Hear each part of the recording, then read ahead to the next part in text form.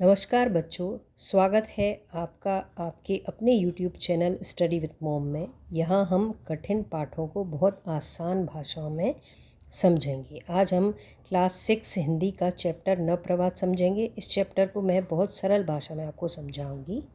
जैसा कि आपको बुक दिख ही रही है, आया सुबह सवेरा रही, अगजग की निद्रा है टूटी, अरुण किरण अंबर में छूटी, किया मलय ने फेरा राही, आया सुबह सवेरा राही। डाल डाल में फूटी कोपल, स्वर्णिम ताम्र नील और उज्ज्वल, किसने रंग बिखेरा राही, आया सुबह सवेरा राही। तुम भी अपनी आंखें खोलो, कनक किरण के जल में धोलो, मन का मिट्टे अंधेरा राही, आया सुबह सवेरा राही। भर लो यह आलोक प्राण में, भिगो कारव कंठ गान में, नव प्रभात बन जाओ राही, आया सुबह सवेरा राही।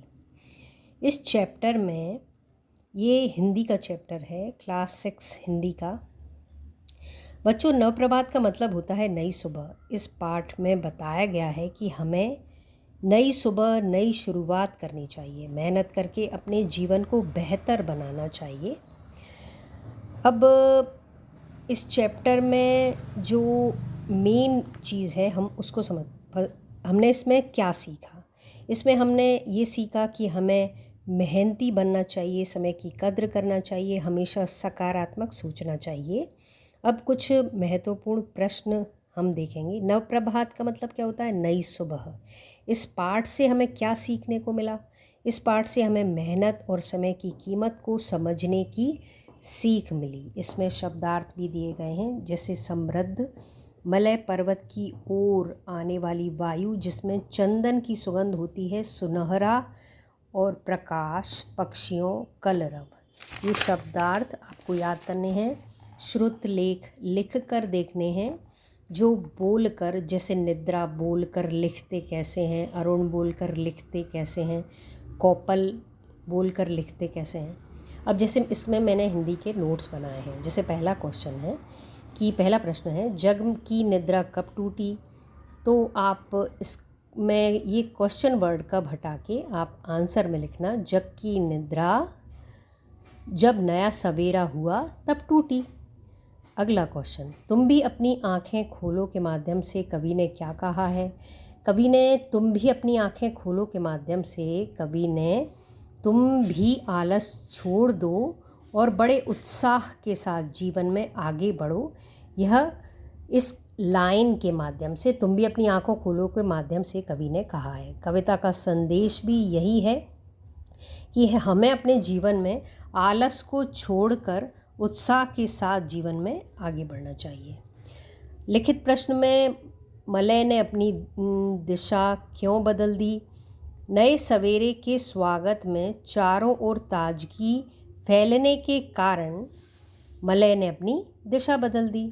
हम अपने मन का अंधेरा किस प्रकार मिटा सकते हैं। हम अपने मन का अंधेरा ज्ञान के प्रकाश और सकारात्मक सोच से मिटा सकते हैं। सवेरा होने पर वृक्षों में क्या बदलाव आया। सवेरा होने पर वृक्षों में क्या बदलाव आया। वृक्षों की नींद खुल गई और नई चेतना, वे एक नई चेतना से भर गए। जैसे बच्चों की नींद खुलती है तो बच्चे भी नई चेतना से भर जाते हैं ना। कवितांश पढ़कर पूछे गए प्रश्नों के उत्तर दीजिए। भर लो यह आलोक प्राण में, भिगो के रव कंठ गान में। इस कवितांश पढ़कर पूछे गए प्रश्नों के उत्तर ये हैं। कवि ने किसके समान गाना गाने को कहा है। तो पक्षियों के समान। और कैसा सवेरा आया है। तो सुबह यानी सुंदर सवेरा आया है। और कवितांश में से रा के निम्नलिखित रूपों के शब्द चुनकर लिखिए। जैसे कविता में हमने रा से सवेरा देखा, राही देखा, और ये नीचे जो रा लगा है, जैसे प में नीचे ये रा लगा है प्रभात, और ये प में नीचे रा लगा है प्राण। सही विकल्प चुनकर लिखिए। नव प्रभात कविता के रचयिता कौन है। सोहनलाल द्विवेदी। सवेरा किसका प्रतीक है। नई शुरुआत का। ऐसे ही इसमें ये ग्रामर, इसका भाषा ज्ञान। कविता में आए गए इन शब्दों के दो दो अर्थ बताइए। जग को संसार भी कहते हैं, और जग एक पानी का बर्तन भी होता है ना, कुछ ऐसा। कनक कनक सोना और गेहूँ दोनों को कहते हैं। जल जलना और पानी दोनों को कहते हैं। अंबर कपड़ा आकाश दोनों को कहते हैं। मन एक तोता और हृदय। नीचे दिए गए शब्द कविता के आए 3 शब्दों के पर्यायवाची हैं। जैसे सवेरा का पर्यायवाची क्या क्या है? सुबह, भोर, प्रातःकाल। राही का पथिक, राहगीर, मुसाफिर। विह का पक्षी, खग और नभचर। ये ग्रामर के पूरे नोट्स बनाकर मैं आपको शेयर कर दूंगी। आपको ये वीडियो कैसा लगा प्लीज़ कमेंट करके ज़रूर बताना। अगले वीडियो में जल्द मिलते हैं। नमस्ते बच्चों।